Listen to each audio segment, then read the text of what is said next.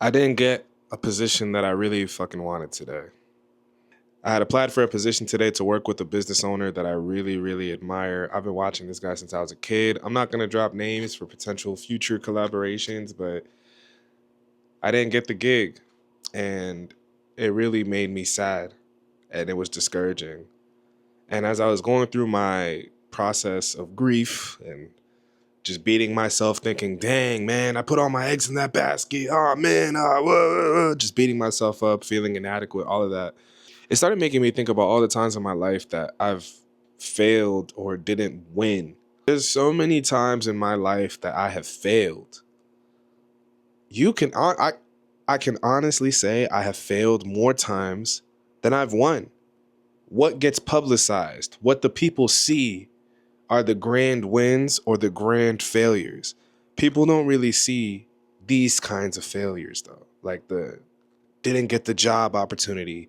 You didn't quite get an F on your test, but you didn't get an A, B either. You got that D plus or the C minus. You know, people don't really see the process of being a medium failure, a kinda loser, the bronze medalist, fourth place. People don't talk about that guy a lot. And I realized that that's what gave me the thick skin that I have today. Because I've lost so much in my life, because I've been in that fourth place, that third place, because I've had that C plus, that B minus, I understand that the more I get those, the more I'm increasing my odds of getting that A, of getting that gold, of getting that win, because I'm learning. Every single time I didn't get something I really wanted, something I worked for, something I competed for, I learned how to be better. I learned what people are looking for. I learned how to be the best version of myself. And then most of all, I learned what is for me. When I look back at the days I ran track in high school and in college, I realized all the times that I didn't win taught me the lessons I needed to in terms of work ethic that brought me D1, that got me to that next level of track. Oh, I'm not the fastest on my team. How do I work harder to become the fastest on my team? Oh, I'm not the fastest at the 800. That means I need to put in more time outside of practice to become the fastest at the 800. I'm not the fastest at the 200. Maybe I should try a different event that I can be the fastest at. Maybe I should try the 400. So on and so forth.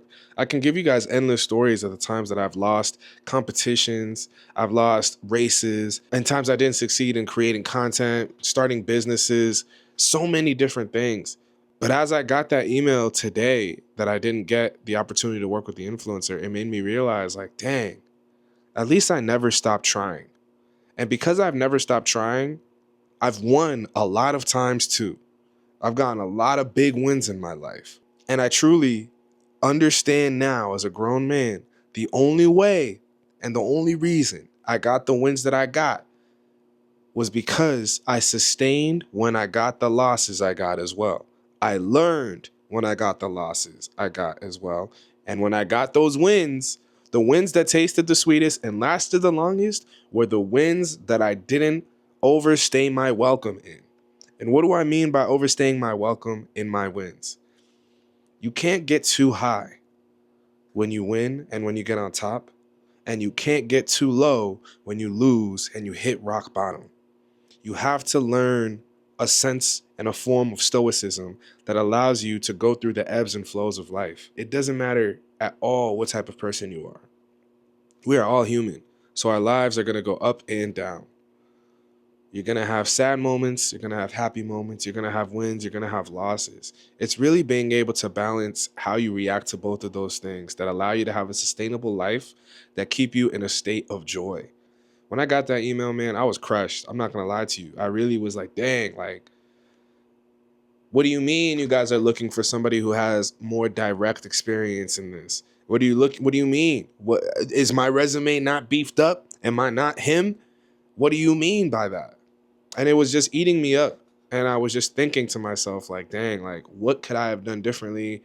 Dang, I really wanted that opportunity. But then I went downstairs and I took a walk. I didn't even listen to music. I just decided to walk and sit with my thoughts. And then as I sat with my thoughts, I started writing out a little bit about how I felt. And as I vented and I wrote my notes out, I felt a lot better. And that's where the thought of, wow, to become a winner, you have to really be a good loser.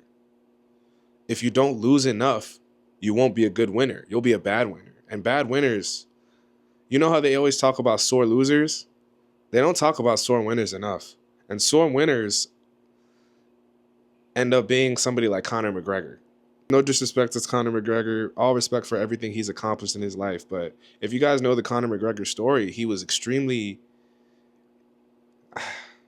I don't even want to be the one to tell you the story, but that man was humbled because he was a sore winner. And what I mean by a sore winner is somebody who doesn't understand that there will always be somebody better.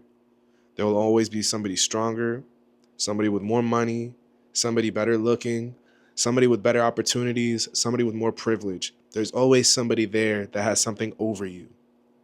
But something to remember that keeps you in the right state of mind is that there will never be another version of you. And if you can understand how to be the best version of you can be, you will always be a winner. Being a sore winner is when you start to think that the version of you are is the greatest human in the world. Let me tell you something. You're not that guy and you're not that girl, but you are him and you are her. The only way that you can say that with pride and say that with confidence is by showing your competence, by continuing to grow and continuing to learn and continuing to be better, even in losses. It's how you handle those losses and how you handle those wins and stay on the ebbs and flows without falling off the boat. That shows what kind of champion you can be. You can't be beating yourself up when you lose, and you can't be blowing yourself up when you win. This L I took today hurt my feelings until I realized how many other people are experiencing the same types of losses. And it reminded me like, oh yeah, I probably only feel this bad because nobody talks about their losses. So I decided to remind you, everybody takes fucking losses. Everybody takes L's. It's how you bounce back from your L's that make you the biggest W. W's in the chat. Spam W's in the comments. Spam W's in the comments, y'all. Spam W's in the comments if you fucking with me, if I'm dropping bars. But you get what I'm trying to say. It doesn't matter. There will always be new battles that you have to face. There's always going to be new opportunities, new challenges. You just can't let yourself get lost in your losses and get swept up in your wins. You have to just keep going. Remember why you're doing it and continue to grow, continue to adopt your growth mindset, continue to be the best version of yourself you can be. The better you try to improve yourself, the more you continue to find the opportunities that are meant for you and climb up the mountain, knowing that, hey, maybe I didn't get this, but I can get that. Maybe I didn't win this, but I will win that. Maybe this isn't for me, but I know that there is something out there that is mine. And I'm going to do everything in my power to go get it. If you keep that mentality, the wins will come and they will flow. The losses will come and you'll still know how to go. Ooh, where is my record deal for these bars I'm dropping? But in all seriousness, I made this video to let you know the best winners are the people that have mastered losing and turned losing into lessons. Losers turn to winners. Winners who think that they can't lose turn bitter, and believe me, those winners will be losers.